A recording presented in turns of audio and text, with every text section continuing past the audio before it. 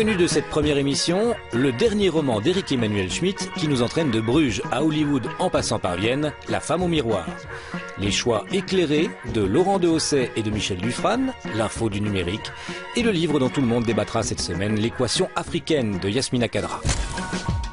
Emmeline Doléan nous reçoit chez elle dans un bric-à-brac savamment orchestré où le livre est roi. La lecture est son oxygène et le livre sa principale préoccupation. Elle anime d'ailleurs des ateliers d'écriture. Emmeline aime la poésie, le théâtre, le roman comme la BD. Elle est française, mais vit à Bruxelles depuis 11 ans. Alors ici, si on était dans une émission de bricolage, on dirait formidable, il y a moyen de faire une bibliothèque avec peu d'espace et peu de moyens. Et si on était dans une émission littéraire, je dirais waouh. Ça s'appelle du brol. Ouais, mais c'est du brol super organisé, hein, parce qu'il y a des petites étiquettes, il faut bien regarder. Oui, Tout est classé. À un moment, ça a été classé. Voilà. Ouais. Et puis il y a eu des évolutions. Alors une bibliothèque, c'est une carte d'identité. Hein. Tout à fait. Donc elle dit beaucoup sur ce qu'est un lecteur. Et je vois qu'ici, il y a beaucoup de John Irving. Tout là-haut, on peut à peine les attraper. Première lecture. Il y a tout? Pratiquement. Pratiquement. Ouais. À part les prêts qui n'ont pas été rendus. Ah, les prêts. Ouais. Et puis il y a des grandes signatures. Il y a Umberto Eco là-haut, Amin Malouf. Ça, c'est plutôt des grandes signatures françaises. Ouais.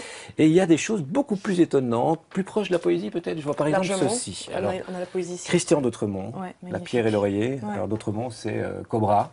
Hein, c'est vraiment le mouvement de peinture, littérature, poésie, tout à la fois. Est-ce que la poésie a quelque chose de particulier en littérature? La poésie, c'est à peu près la base de ma littérature. Alors, la majorité ici, c'est de la poésie. Je me sens poète, et poète plutôt organique, donc un peu loin de d'Autremont, etc., même s'il utilisait très fort le physique. Et là, oui, la poésie. Lui, il peignait ses lettres en plus. Il peignait ses lettres, il peignait la neige. C'est plus beau d'avoir du d'Autremont dans un tableau que de l'avoir dans un livre. Il me semble. C'était fait pour. Il me semble. Alors la poésie aujourd'hui, ça se vend plus. Mais si, plus personne n'en lit, dit-on. Mais si, ça se lit, bien sûr. Ça coûte moins cher en plus. C'est un avantage de lire de la poésie. Un livre de poésie, c'est quoi, 6 €? Un roman, c'est quoi, 25 €? Il faut lire de la poésie. Ça se lit, la poésie. Ça se lit, mais ça se lit plus sous le manteau.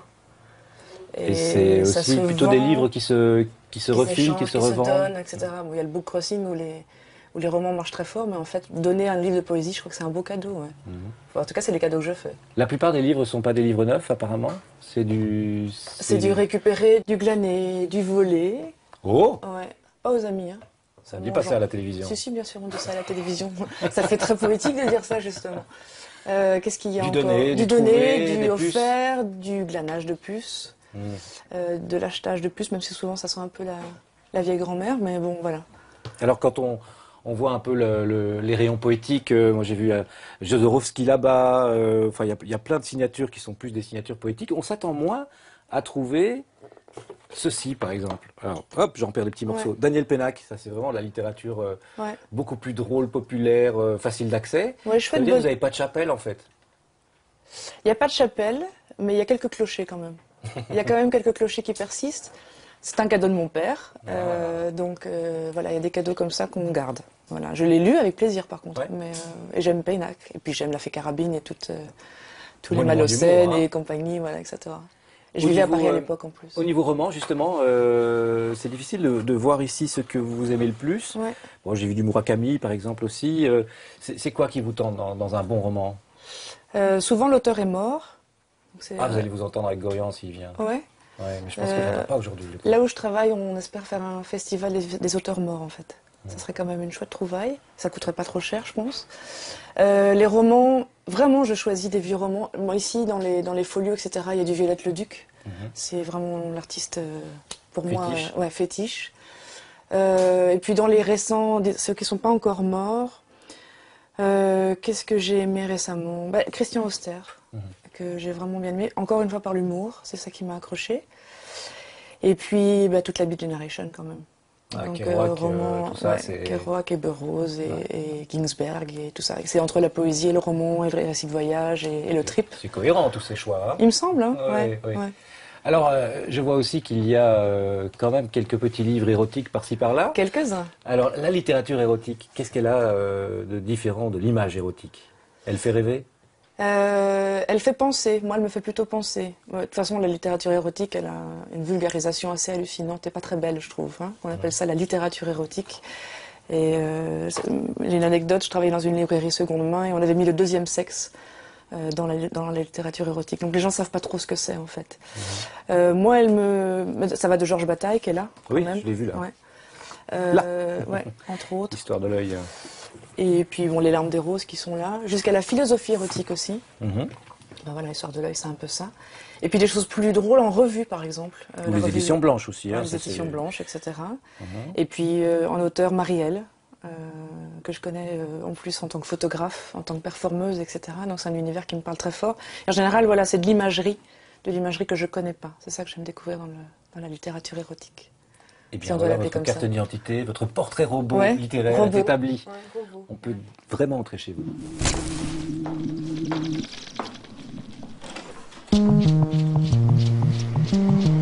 Lyonnais d'origine, Éric Emmanuel Schmitt vit à Bruxelles depuis plusieurs années.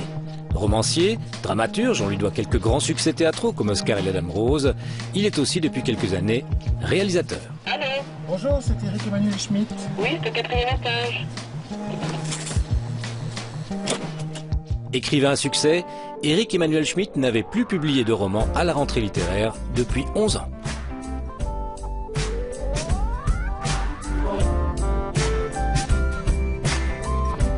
Dans son nouveau roman, Éric Emmanuel Schmitt raconte en parallèle le destin de 3 femmes. Anne, sainte mystique de la Renaissance, qui vit à Bruges.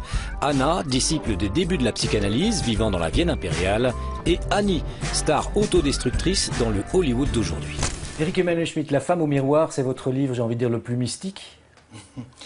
Ce n'est pas que ça, mais c'est présent. Le spectateur, le lecteur plutôt. C'est-à-dire c'est tellement inhabituel, au fond, de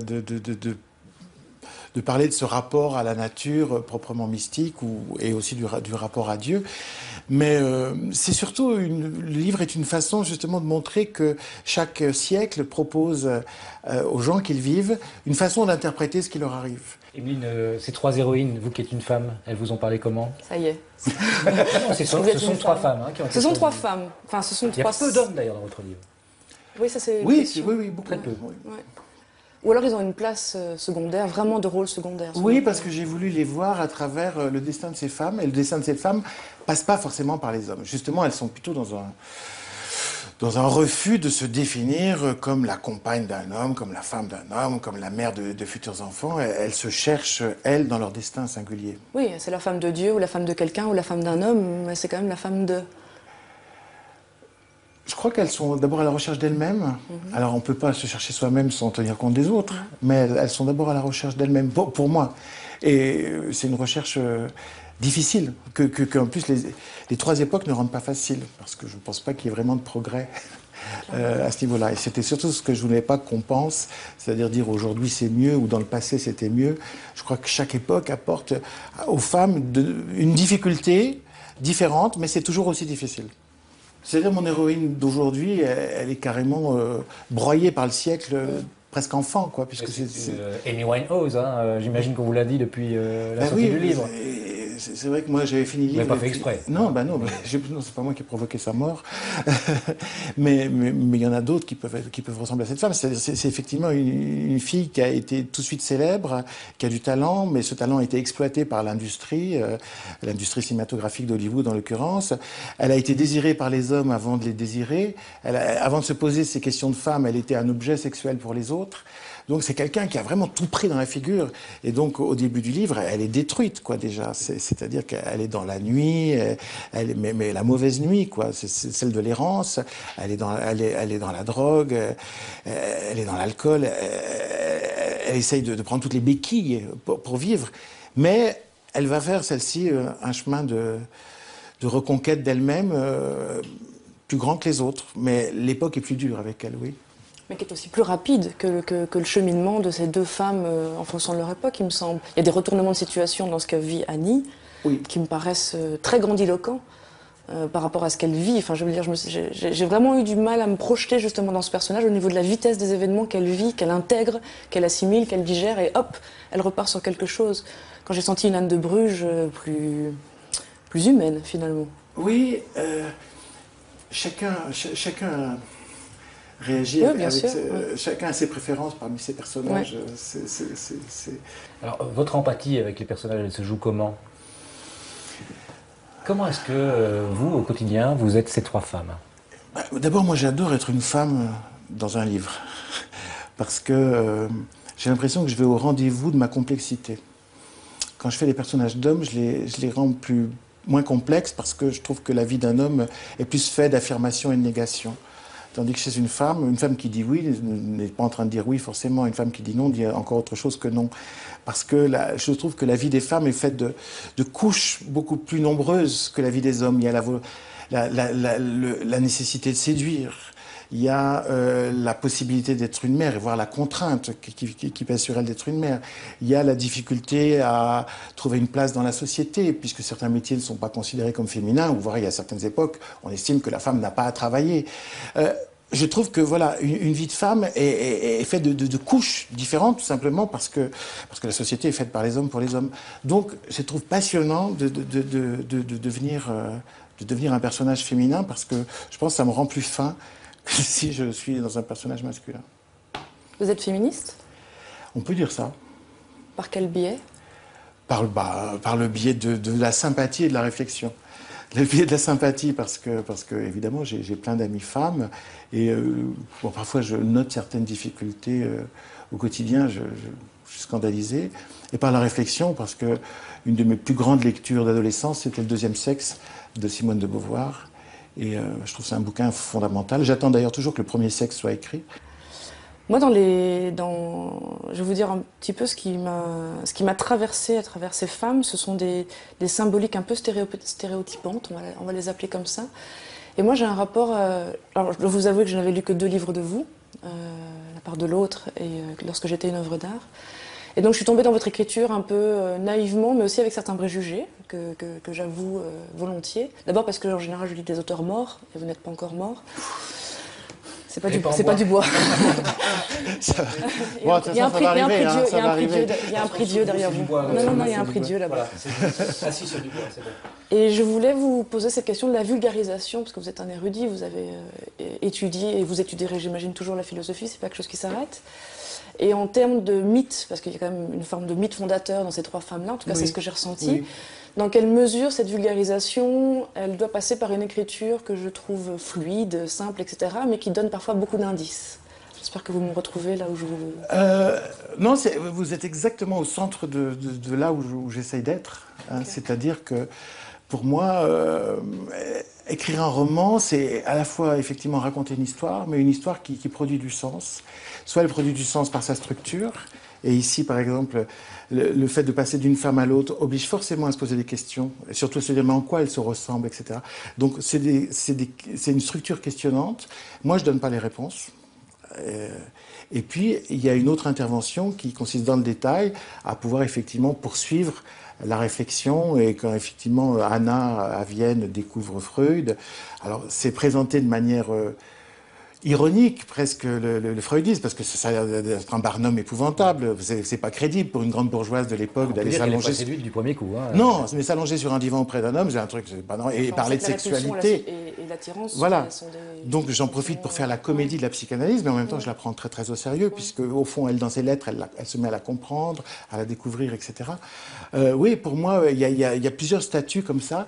Je n'aime pas je n'aime pas les histoires insignifiantes. Raconter juste pour le plaisir. Enfin, j'aime les lire chez d'autres, mais premièrement, moi, je ne sais pas faire. Et deuxièmement, ça ne m'intéresse pas de le faire. Moi, j'avais une question concernant la couverture. Je sais que parfois, il y a beaucoup de filtres pour passer à sa propre couverture. Mais du coup, Tamara de Lempicka, choix ultime, volontaire? Ah oui, on m'a proposé une dizaine de couvertures, et ça a été l'évidence. J'adore ce peintre depuis longtemps. Et puis pour moi, il y avait la pureté et la force de mes 3 héroïnes.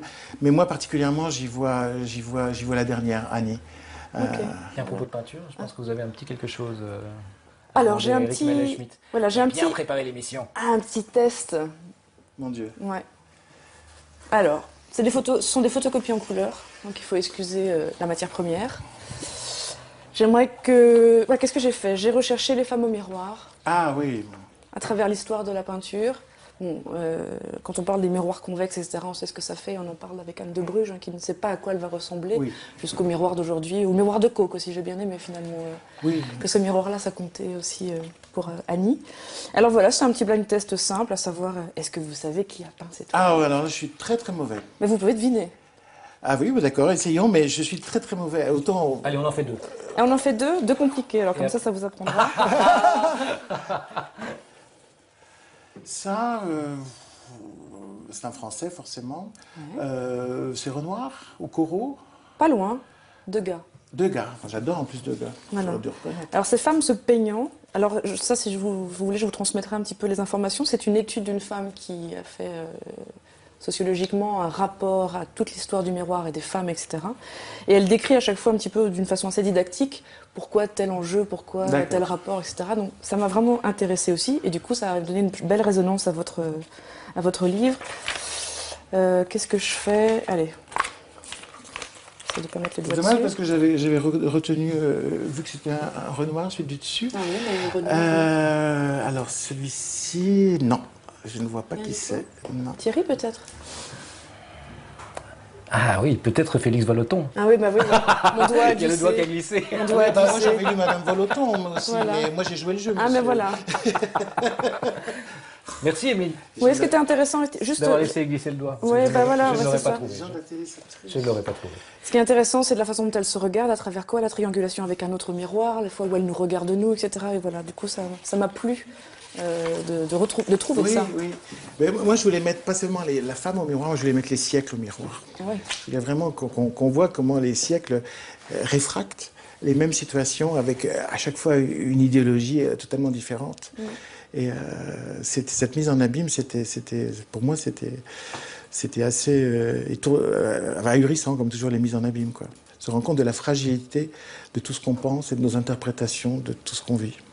Alors, Émile est une lectrice généreuse. J'ai un cadeau pour vous. Ouais. Un petit cadeau du quotidien. Vous pouvez utiliser tous les jours. Enfin, je ne sais pas si ça va durer longtemps, mais on ne sait jamais. Alors, sur mon prie-dieu. Mais qu'est-ce que... mais- Est-ce que vous connaissez cet objet? Je devine.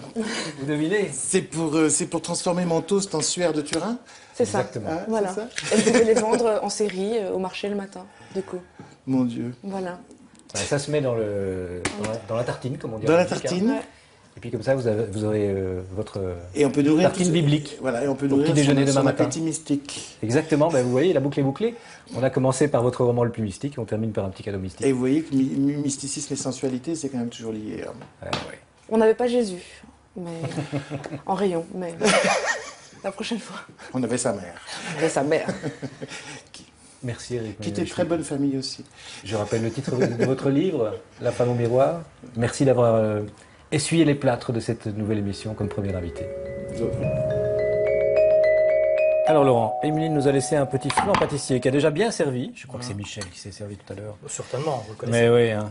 Allez. Oui, ça va être pratique Hop. pour parler. C'est un Ça beau va être la cadeau. meilleure chronique de votre vie, vous allez voir. Voilà, voilà, juste ça. Alors, on dit souvent que les bons films sont issus de très très bons romans. La littérature nourrit le cinéma. Ici, c'est un peu l'inverse. C'est le cinéma qui vient nourrir la littérature avec un nouvel auteur. Voilà, nouvel auteur, mais qui est un grand cinéaste déjà, c'est Paolo Sorrentino, on le Ouais, resitue. c'est vrai. C'est très bon. Je sais pas si c'est napolitain, mais ça non, en a enfin. tout l'air. Paolo Sorrentino, qui est lui né à Naples, chef de file de ce qu'on appelle le nouveau cinéma italien, souvent à Cannes, Il Divo, Les conséquences de l'amour, qui est un immense film.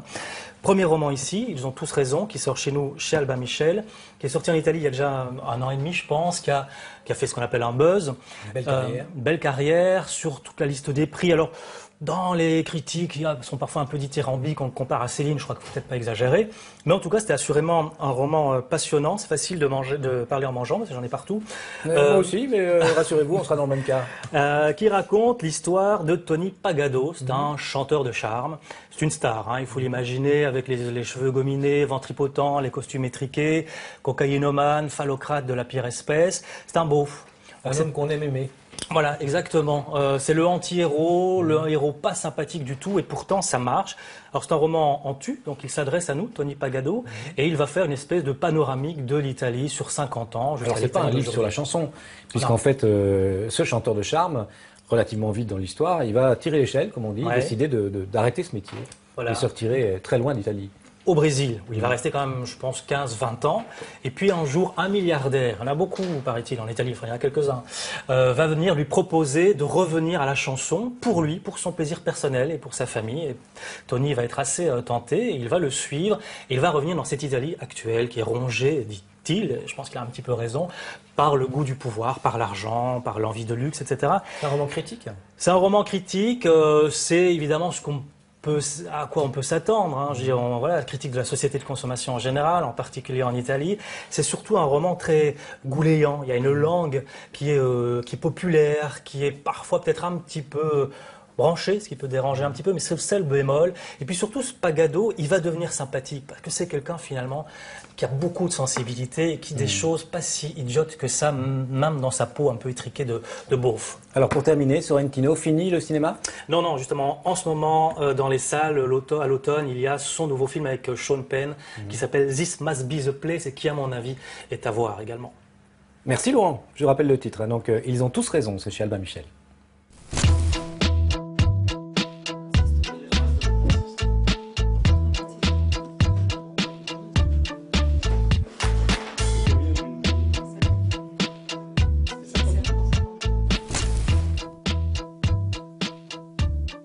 Voilà, je profite de ce petit moment de répit pour vous parler de John Locke.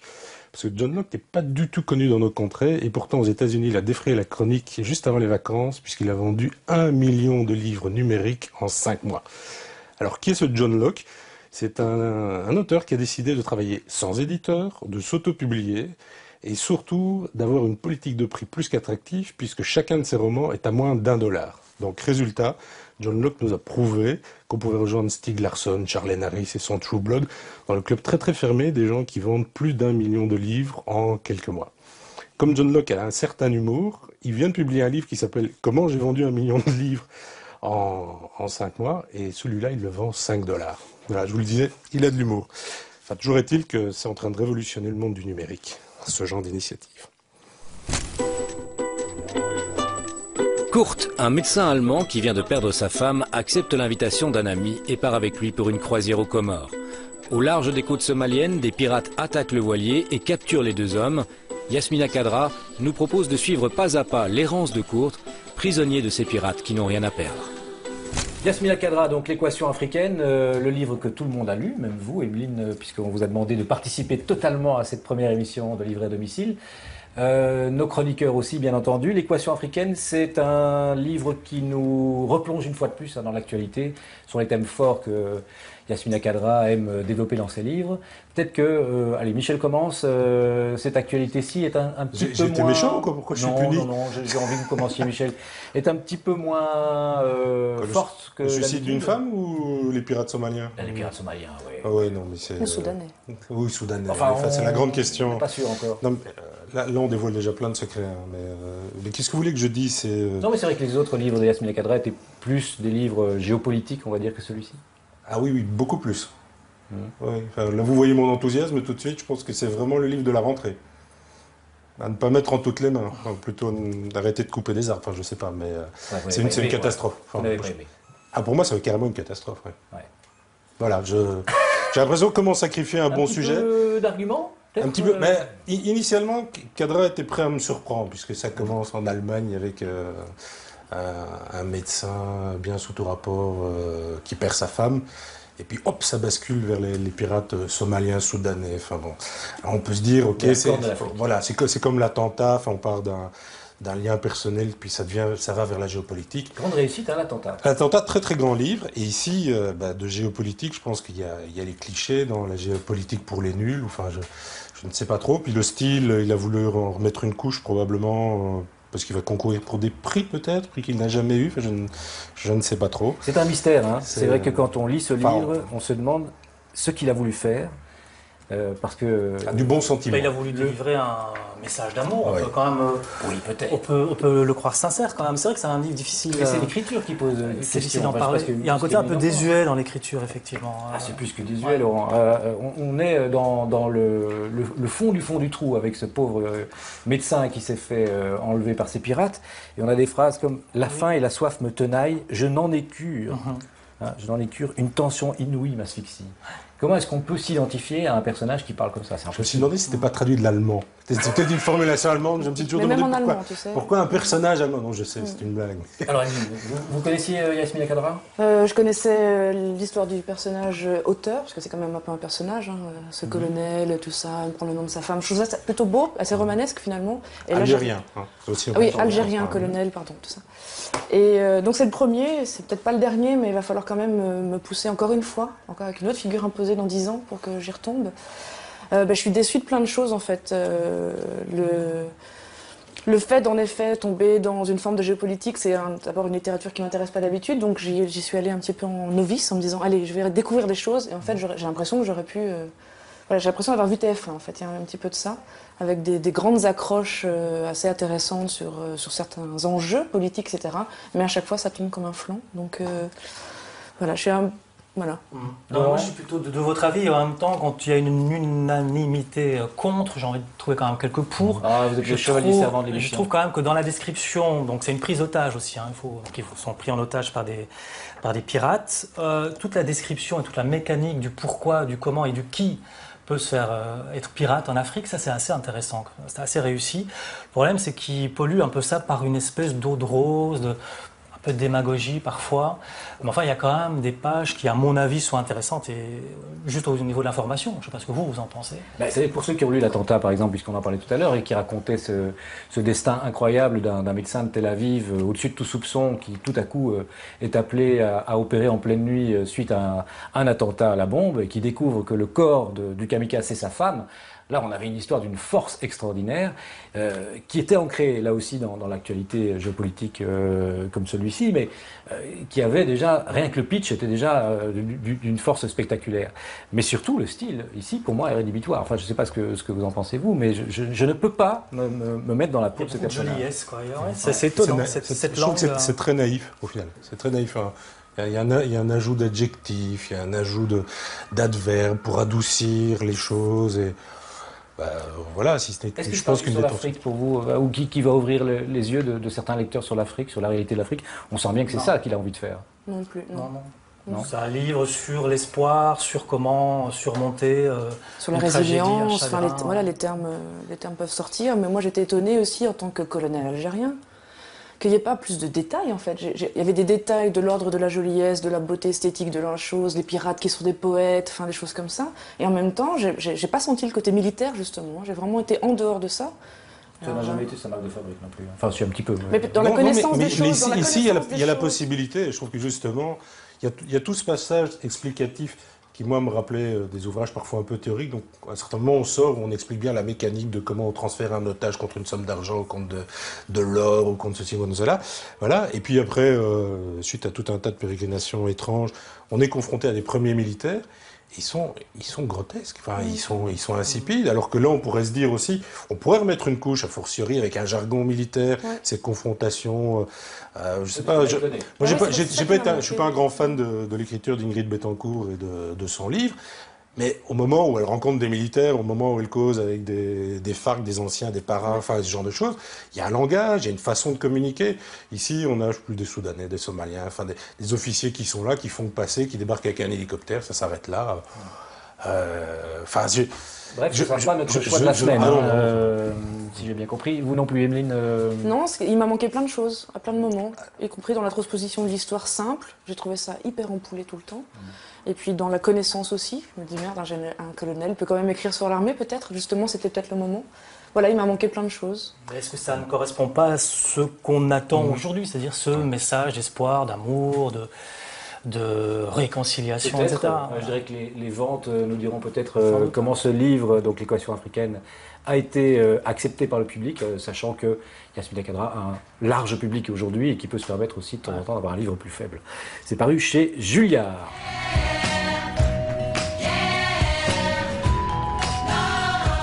Michel, mauvais genre, hein, c'est votre rubrique et elle va nous emmener dans le monde du rock'n'roll. Ouais. et de l'Algérie. Avec un vrai chanteur de rock'n'roll en guise d'écrivain. Un certain Wagner, donc et pas l'autre, mais Roland.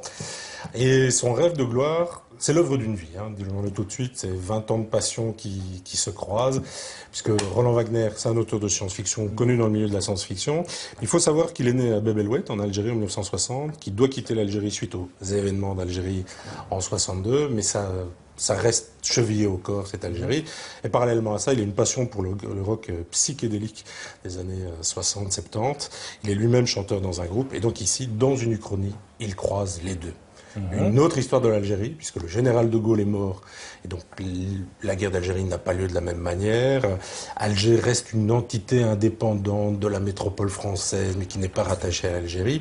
Et l'histoire du rock'n'roll, puisque c'est là, à Alger, que se développe toute cette créativité. C'est juste fun ou au contraire, en passant par ce biais-là, ça lui permet de reprendre pied dans une autre réalité. Par exemple, on oublierait Woodstock. Voilà, c'est tout à fait ça. Il utilise toutes les mécaniques de l'Uchronie, donc il y a un premier changement, et puis il fait plein de petits changements. Donc pas de Woodstock, mais un Biarritz, où tout le monde se réunit, les jeunes sont là, si on milite contre une guerre, c'est pas celle du Vietnam, c'est celle d'Algérie. Et donc on revoit toute l'histoire de façon très cohérente, paradoxalement, alors que c'est une histoire complètement déformée. Donc ça change tout aussi au rock. Et ça change tout au rock. Johnny Hallyday est mort, par exemple. Je sais pas si c'est une bonne nouvelle pour vous, mais en tout cas, quand on tombe sur ces pages-là, on a un choc. Voilà, ça change le rock et il mélange la vraie vie des Rolling Stones avec des groupes, les Joyeux Felaga par exemple, dont je pense que vous n'avez jamais entendu parler. Donc c'est vraiment un petit bonheur. En plus, c'est quand même un très gros bouquin. C'est 700 pages. Parce que il l'écrit avec une narration très précise qui a une accumulation de petits témoignages. C'est une sorte de roman choral, voire polyphonique. Et les témoignages sont parfois contradictoires, puisqu'on a un déserteur, un légionnaire, ou alors c'est des gens, on m'a dit que ces gens, on parle d'événements, tous ces gens qui n'ont jamais été à Woodstock, mais qui peuvent vous en parler. Ben ici, il y a plein de gens qui n'ont jamais été à Biarritz, mais qui peuvent très bien vous en parler. Et donc, on revit toute une époque, et une sorte d'utopie de ce qu'aurait pu être la France, l'Algérie, si ça s'était passé autrement. Pour fans de rock'n'roll, ou pour fans d'Uchronie, ou pour tout le monde? Alors, fan d'Uchronie, certainement. Fan de rock'n'roll, certainement. Fan d'histoire, certainement. Alors, effectivement, si pour vous, rock'n'roll n'a jamais existé ou se limite à la Star Academy, vous allez être un peu perdu. Et si vous ne savez pas qui est le général de Gaulle, c'est un peu mal barré. Je rappelle le titre, c'est Rêve de gloire par Roland Wagner, et c'est à l'Atalante.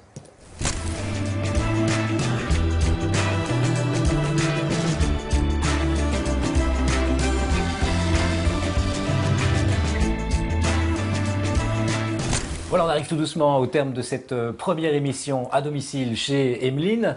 Quelques petits choix pour la route encore pour ceux qui n'auraient pas encore assez de livres à lire pour cette semaine. Michel, vous commencez? Je commence par la revue Bifrost numéro 63 spécial Frank Herbert. Mais qu'est-ce que c'est que ça? Voilà, ça c'est pour les amateurs de science-fiction. Surtout, on redécouvre l'univers de Dune, mais surtout toute l'œuvre de Frank Herbert, qui était un auteur écolo avant l'heure. Et c'est passionnant de revoir des bouquins globalement tout le monde a oublié aujourd'hui. On dirait un comics. Non, c'est une revue. Vu de loin. Et puis alors, si vous êtes comme moi et que dès que vous entendez Pirates des Caraïbes, vous avez envie de vomir, je vous conseille L'âme de corsaire de Nicolas Clouseau, parce que ça va vraiment vous réconcilier avec la mer, les pirates, des histoires de tripots, de ce genre de choses. C'est vraiment un très chouette roman chez Gulfstream. C'est très loin de l'attraction de Disney. On l'a pas vu dans votre bibliothèque, vous lisez du genre? Science-fiction de 15 à 22 ans, ouais. Celle pour les 15 à 22 ou... Quand j'avais 15 ans, quand j'avais 22 ans. Donc vous avez arrêté l'année passée. Tout à fait, merci. Laurent, un petit choix ou deux? Un seul. C'est quelqu'un que j'aime beaucoup, c'est Nicolas Vado, on le lit toutes les semaines, dans la presse, dans Le Vif. Donc c'est et tous les jours dans les coups. Voilà, c'est un satiriste, donc il y a un don d'observation sur les choses qui nous entourent, sur le monde, beaucoup de justesse, de drôlerie, de pertinence, d'impertinence, et beaucoup de tendresse aussi. Et dans ces BD aux histoires plus longues, là, il explore plutôt l'intérieur de l'individu, donc des histoires d'amour, des histoires de relations sentimentales, etc. Ici, Mardi, pourquoi est-il maudit? C'est parce que c'est le héros qui connaît la date de sa mort, enfin il sait que c'est un mardi, voilà. Et donc les autres jours il est indestructible. Voilà, c'est magnifique, Vado, c'est très sensible comme je l'ai dit, et voilà, donc je le recommande, c'est chez Sandaway, ce sont des édinautes qui éditent ceci. Des internautes éditeurs. Voilà. C'est très bien. Émile, j'ai vu qu'il y avait pas mal de bandes dessinées, elles n'étaient pas dans le petit couloir avec la bibliothèque, mais dans des cartons, À venir, ouais. Alors quel est votre intérêt pour la bande dessinée? Je Vous êtes si attaché à la poésie, par exemple? Mais C'est très éloigné. justement. Ouais. Non. Du Monteuil, par exemple. C'est un ouvrage de l'absurde qui m'a vraiment plu. Et puis Blutch, Larsenet, enfin bon, après il y a des évidences. La BD comme support de nuit plutôt, moi. Je lis la BD la nuit. D'accord. Ouais. Alors support de nuit, ça pourrait être ceci aussi, puisque c'est à la fois de la BD et du texte. C'est 12 septembre, l'Amérique d'après. Bon ben, on devait vous le présenter évidemment aujourd'hui pour cette première émission. Couverture d'Enki Bilal, mais beaucoup de contributions de tous les grands dessinateurs, qu'ils soient français ou américains, sur ce qu'a représenté pour eux le 11 septembre, mais aussi des textes plus ou moins réussis d'écrivains comme Jérôme Charine, qu'on vient de voir ici, ou de journalistes. Très inégal, paru chez Casterman, avec parfois de grands moments, et puis parfois ça se casse la figure. Et puis je voudrais quand même faire un petit coup de chapeau aux éditions Veyrich qui créent une collection. Ceci, c'est une réédition d'Armel Job, La malédiction de l'abbé Choiron. C'est une collection de romans wallons. Voilà, alors il fallait quand même oser le faire dans une rentrée littéraire comme celle-ci. Il y a 3 volumes qui paraissent juste cette semaine. Et bien voilà, nous sommes au terme de cette émission. Un grand merci Emeline d'avoir déplié les tapis pour que nous puissions venir chez vous. Nous nous retrouvons à Oupey la semaine prochaine.